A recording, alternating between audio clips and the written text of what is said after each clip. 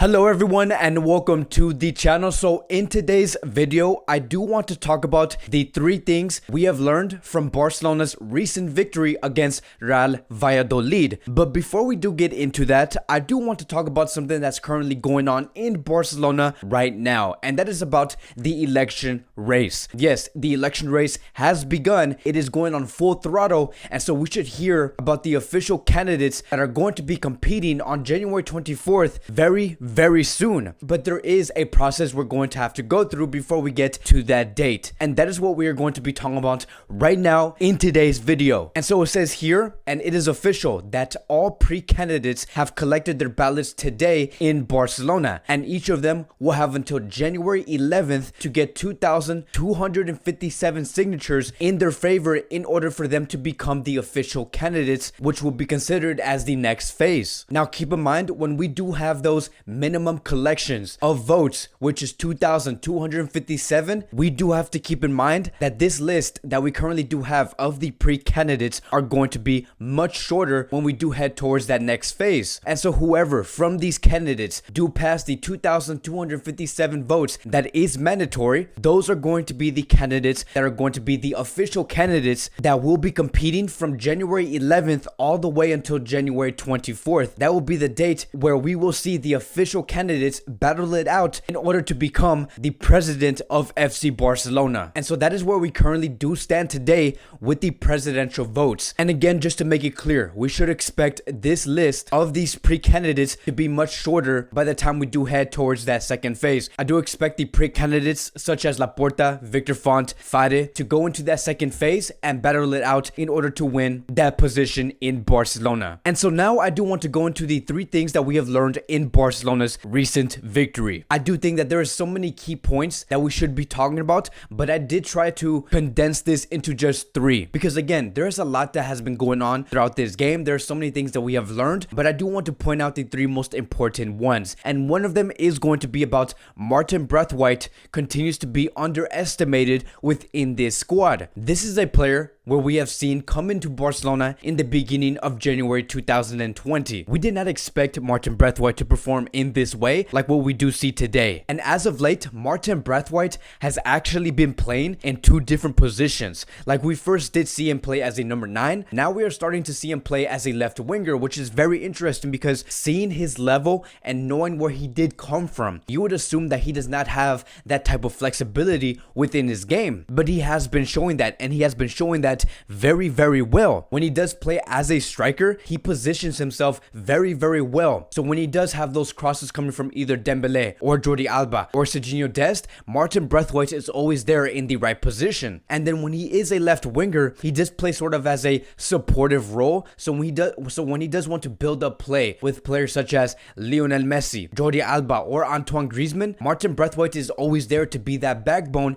and do those 1-2s in order to have those players go into the box and be in the best position to score those goals. It's very interesting and very exciting to see Martin Braithwaite truly understand the movements of these players. And I do believe that Martin Braithwaite has had a talk with himself and told himself and said, look, if I'm not going to be having the technical gift like these players do have, I at least have to put these players in their best position in order to score. And that is why we do see Martin Braithwaite retain the ball in that way and wait for the players to make those runs like Lionel Messi, Alba, Griezmann, and place those balls in the correct position to have the players score those goals. It is great work coming from Martin Braithwaite. I applaud Martin Braithwaite. Hopefully he does continue through this season and continues to play in his best way possible. Moving on to point number 2, and that is going to be about the emergence of Pedri. I cannot explain you guys enough just how important Pedri is becoming. The maturity at the age of 18 is something that many of us really have to notice about this player. Sometimes I even do take a step back and really think about,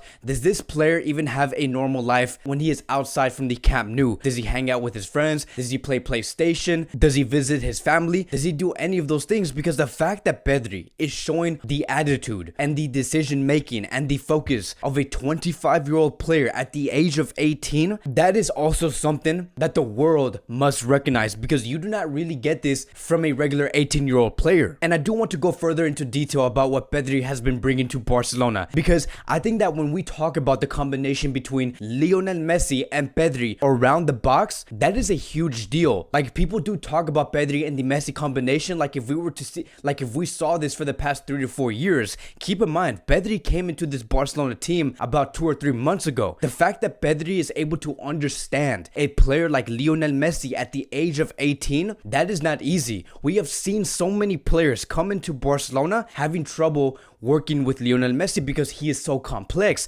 Yes, Messi makes everything look easy, but when you work with him on the field, it is very complex. It is very hard to understand a player like Messi. And the fact that Pedri can just come in there and provide a backheel assist, knowing where Messi was going to be 2 to 3 seconds before, you do need to have talent and work ethic to make that happen. And Pedri has both of those things. And so yes, it is true that Pedri is having a rookie season. This is his first season with FC Barcelona, but I don't even think that this is just going to be the rookie season for Pedri. I do think that this is also going to be a decisive season for a player such as him. And to put it into simple words onto why I'm saying this and why many fans are actually saying this is because when Pedri plays better on the field, Barcelona do play better. Now, there is counter arguments when this is brought up, and it is this: why are we putting so much pressure on this player? He is only 18 years old. Why are we speaking so much as if he is the veteran of this Barcelona squad? But this is the point that I'm trying to make, is that I just don't think that he knows that there's pressure around him. I really don't think that, because when you see Pedri on the field, he is just playing for himself. He is playing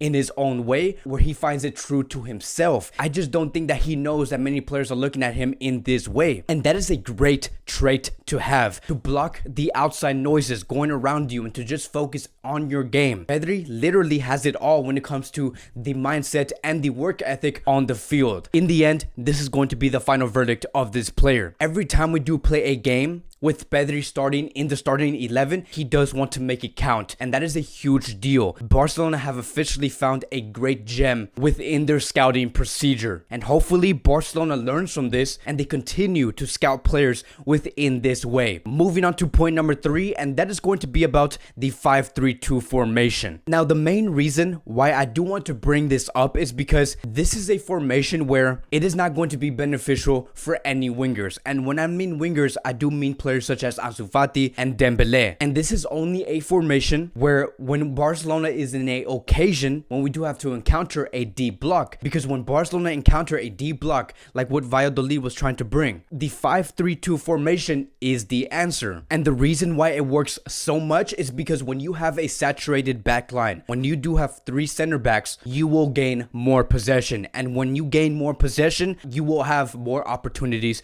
to score. And that is why it worked so well. And especially when you had De Jong being the player to start the attack. And with this formation, I do believe that Barcelona can bring everything. They bring the width and bring the effectiveness within the middle. But here's the thing, with this 5-3-2 formation, it is very temporary. I don't see Barcelona using this formation again. Maybe we might see this one more time with this formation, but I just don't see this 5-3-2 formation being the official formation for FC Barcelona. Even Ronald Koeman has explained this in the post-match interview, and he said this: I don't know if we will go out with 3 center backs again. At the moment, it was something only for today, which I fully agree. There are wingers that need to be played within this squad. There are going to be occasions where we do not need 3 center backs, and that is going to be the final verdict. The 5-3-3 formation is going to be that formation that Barcelona have to be going for the remaining months of this season. Now, lastly, I do want to give one bonus key point that we have learned through this game, and you guys know exactly where I'm going to go with this. If you look at this picture here, you know exactly what I'm going to say, and that is that Messi just seems much more happier than ever wearing the Barcelona shirt. Because when I saw Messi take the ball around the box, working with the players around him, taking shots, seeing that even though he missed, he still smiled, I truly believe that Messi is much happier compared to how he did start within those first 4 to 5 weeks. And also, when I did see this, I don't know if you guys have noticed, but does this not remind you guys of the leaked interview that we have spoken about 2 or 3 videos ago? Because we were just talking about Messi saying in that interview that he was happier, that he felt good, that he felt more eager, more excited every time time he is on the field, and that is exactly what we did see against Real Valladolid. And so now hearing the information and seeing Messi actually being happy on the field, I do expect Messi not to say anything regarding him splitting away with FC Barcelona. I do expect Messi to say that he wants to continue with this club and not move anywhere else unless it's going to be an away game wearing the Barcelona shirt. And I'm really looking forward to that. I'm really looking forward towards that interview following the game against Eibar, which will be the last game for the year of 2020. And hopefully Barcelona do capitalize and win that game at the Camp Nou, because after seeing such a very dark, disruptive year, which is the year of 2020, Barcelona should be having the responsibility to give this a happy ending of a very unfortunate year. But that is going to conclude the daily news and the post-match review for this game. Thank you guys so much for watching. If you guys are new here, welcome to the channel. Please like, subscribe, comment, and I will see you guys in the next video.